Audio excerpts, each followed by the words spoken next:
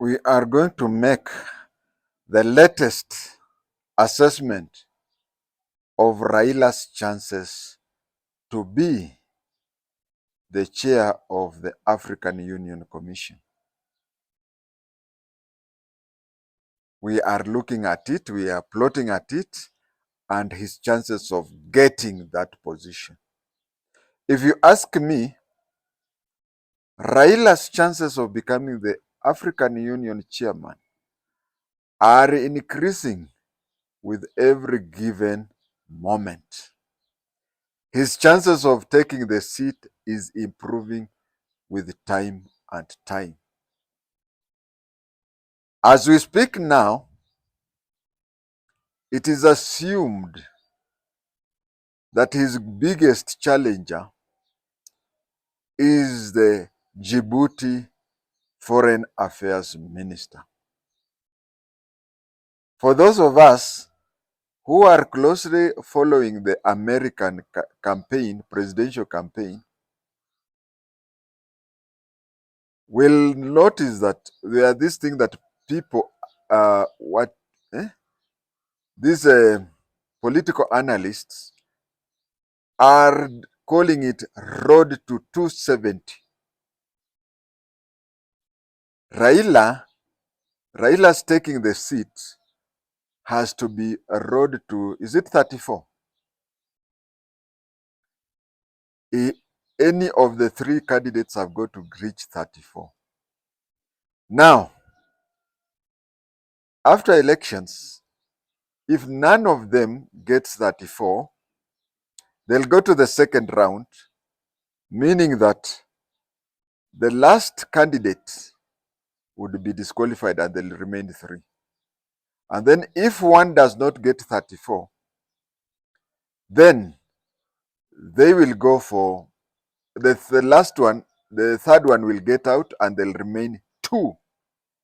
And then when the two go, if none gets 34, both of them are disqualified and a new election is, with the new candidates are called. In other democracies, if someone doesn't get 30, the required, in this case, 34 votes, they do the elimination until they remain two. And then when they remain two, a simple majority takes over. But in the African Union, it is not a simple majority. In the African Union, you either get the 34 presidents to vote for you, or if none gets, then they all are disqualified and new candidates come in. They go to, this is what they do. They'll go for, after electing the chairman, or in this case, if they fail to elect a chairman, they'll go for a vice chair. And a vice chair is supposed to come from North Africa. So they'll go for the vice chair, and hopefully the vice chair is elected. Hopefully one raises up and they reach the vice chair is elected. And when the vice chair is elected, the outgoing chair will hand over to the vice chair, and the vice chair will be the acting chair. The vice chair will be the acting chair, and he or she will act as the chair until a new set of candidates go campaigning around and they elect somebody who fulfills that. If they don't, they repeat that way until the time when they will elect. Now, using the system of Road to 270 is the American system of campaigning. We shall use the African, which we say Road to 34. If it is less than 34 or more than 34, forgive me, 34 is just a figure. Now, How does Raila use his way to reach 34? Many people have said that Djibouti fellow has, you know, while you're looking for your way to win, you also look at the way your competitor, you also look at the way your competitor goes to win. How does your competitor go to win? Djibouti is a Somaliland. If you look at the Somalia flag, it has five pointed star. One is called the British Somaliland. The second one is called Italian Somaliland. Now, the British Somaliland is the one which has broken off. It's called Hargeisa. So the Somali one, United Somali, has 2 points of the stars. That is British Somaliland and Italian Somaliland. The two other stars, the two other points of the star points to Ogaden region in Ethiopia. And then the other one is northeastern of Kenya. And the fifth one is the French Somaliland. French Somaliland. So French Somaliland has three names. You can call it French Somaliland. You can call it Afars and Isaac. And you can even call it Djibouti. I will explain the three names. One, French Somaliland. It was a colony of the French. You'll find that the Somalis from Djibouti do speak French and Somali and Arab. Just like Somalis in Somalia or Somalis in Kenya, they speak English, Somali, Arab, and Kiswahili. So it is called, one of its name is French Somaliland because it is part of Somaliland that was colonized by the French. Two, at times it is even called Afars and Isaac.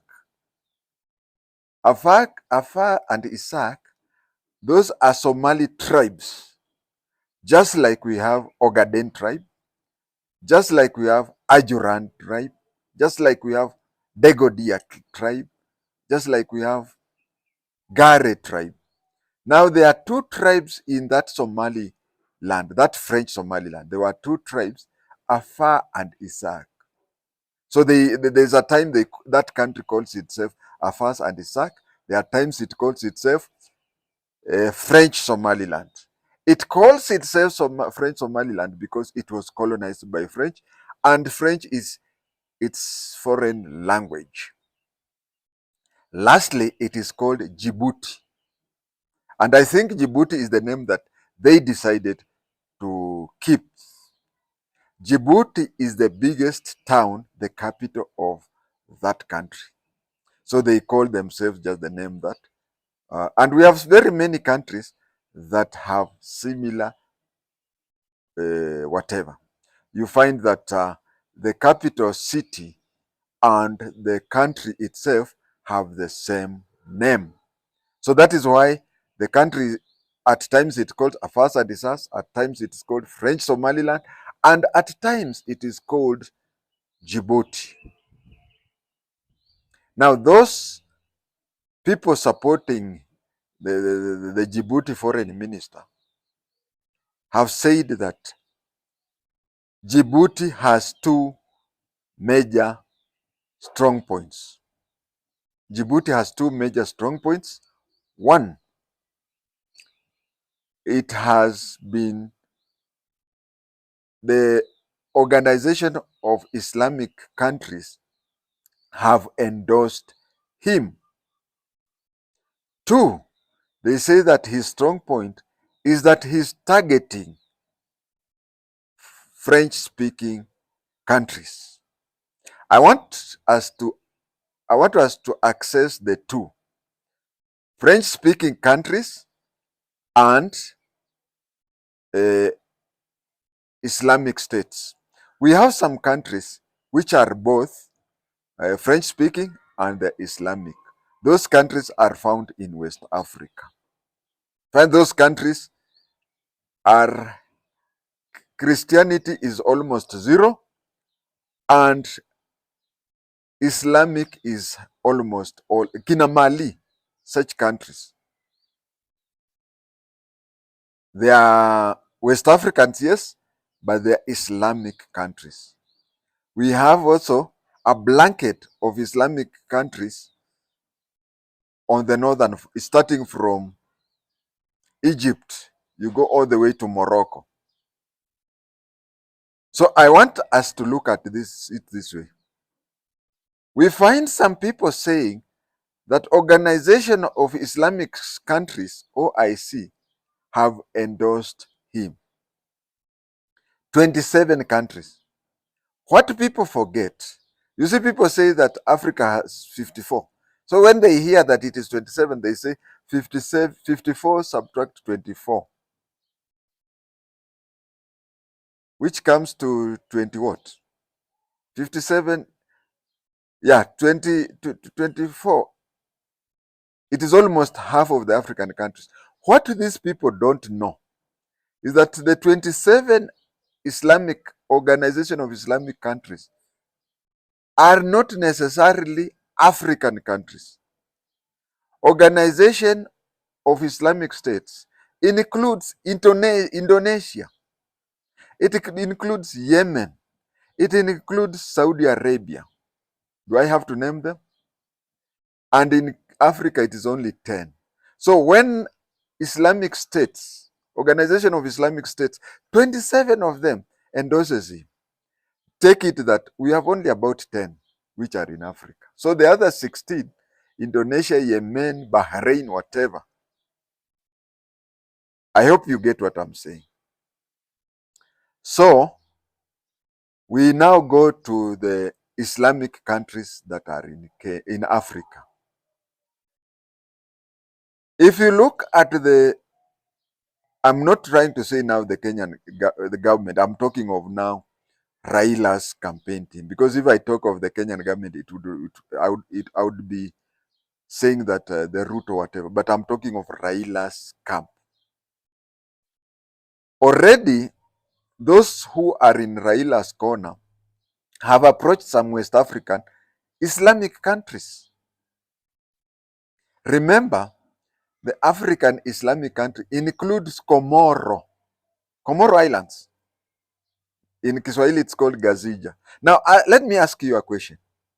Comoro, even if up to this time they have not declared whom they are campaigning for, do you think they can leave Kenya and vote for Djibouti? Well, it is Comoro itself to decide, but given things the way they are now, this particular point of time, is that I can say that Comoro can always vote for Kenya. Then we have countries like, there is northeastern countries, that is Morocco, Algeria, and whatever. They have fronted, Eastern Africa are supposed to produce the chair. The Northern Africa are supposed to produce the vice chair. Now, I want you to listen to this very carefully. The Northern Africa are supposed to produce a chair. You see, something is being cooked, and something very nice. Whatever is being cooked is this. There can be an argument here or a debate here that Djibouti, being an Islamic state, and you see Somalis are Kushaiks. Kushaiks are half Bantu, half Arab, somewhere hapo katikati. Now for a Somali to be the chair and an Egyptian to be the vice chair. So there is this trading which You know, some of us, we do the udadisi and then it comes the way we have said, and the people say that lazima you have connections in the government. How did you know this and this? And yet unakaa tu huku Kabrengu near Webuye. Now this is the thing. It will be a challenge to have a Djibouti, a Somali person as the chair and an Egyptian as the vice chair. They are neighbors, they are Muslims, and so on and so on. So Raila's camp can, and maybe it is doing so, that approaching countries that are supporting the Egyptian too. You see, they are now eating inside, they're eating into, they're eating into the Islamic vote. You get my point? And then you go to West African countries. West African countries has many French-speaking countries and has a high population of Muslim countries. But look at West Africa.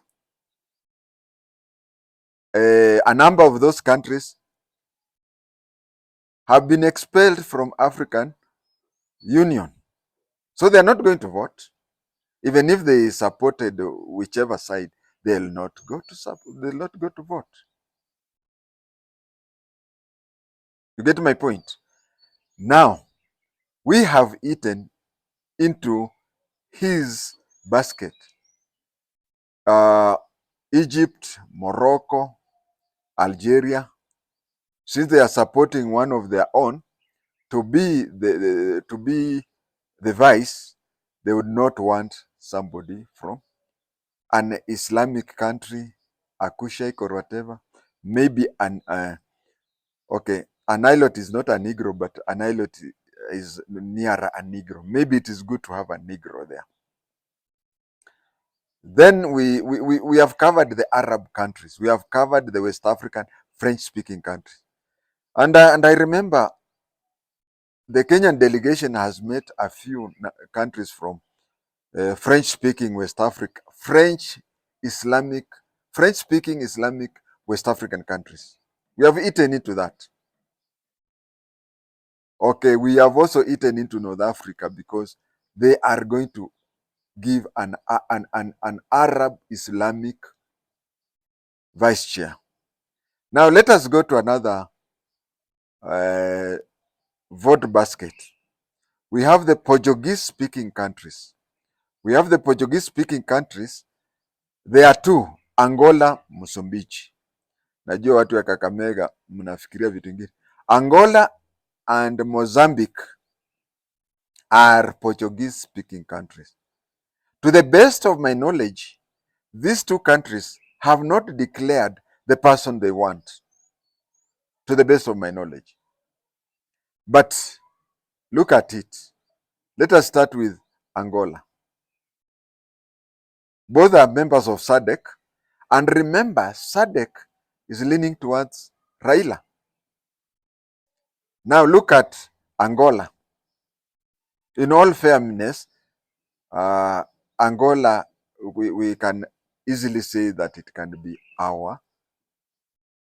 we can get their vote. Come to Mozambique. Mozambique, they even speak Kiswahili.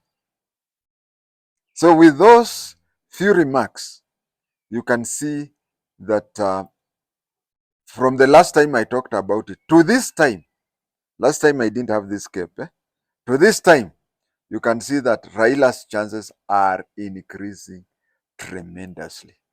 And then we had the China meeting, which is still on at the time of recording.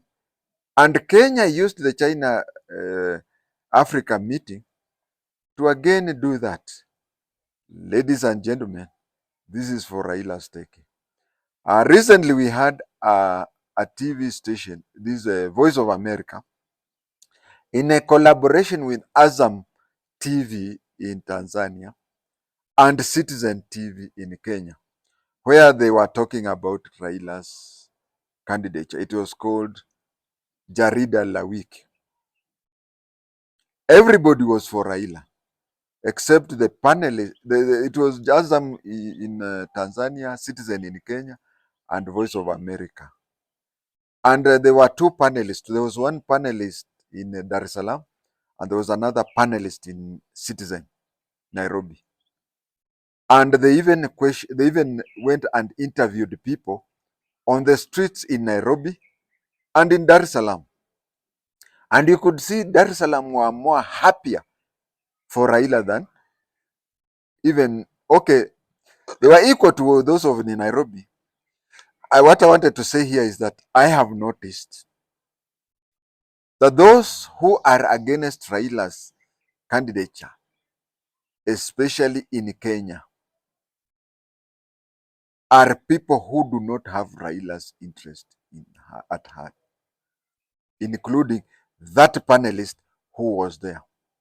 Why am I saying so? I'm saying so because in Kenya, especially wale jamaa wa huko, there are so many politicians who have spent decades doing nothing but just standing next to Raila. They know that Raila going to Addis Ababa, then their political life is dead. So they want him to come and do that, what he has been doing, for their own survival. To them, Raila becoming the president of Kenya is secondary. The primary duty is for them to secure their seats. So they would want to wish Raila not to win the OAU chairman. But let me tell you, if where Raila has reached is where I can say the kettle deep effect, the kettle deep effect. You see, a cow enters the kettle deep thinking that it is entering a cattle bomber. You see, the fencing is similar to that. So it is pushed slowly by slowly, and then it discovers that it is next to the kettle deep. It cannot go back. It cannot go back. The only way is to go through the kettle deep. In as much as we would wish Raila to win, and you see, if it goes the way I said, that none of them makes it, then they are both disqualified, and Jakaya Mrisho Kikwete or Uhuru Muigai Kenyatta, one of the two, but most likely Jakaya Mrisho Kikwete, will contest and win whatever. So what I'm saying that, but the way my stars are lined up is that it will reach a time. Yes, they will vote for once or twice, but then the third time, I think the Djiboutian will step down for Raila. That is what I'm foreseeing. But then going back to what I was saying, that the Kenyan politicians, especially from a certain region, would not want him to win. But whether he wins or loses, suppose he loses, or suppose things go to a way that Jakaya Mrisho Kikwete or even Uhuru Muigai Kenyatta becomes the African Union chairman, Raila is gone. Gone kabisa. Is gone kabisa.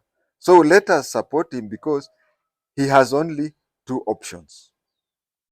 One, Addis. The second option, Ababa. So he has only two options, Addis, Ababa. Nothing else.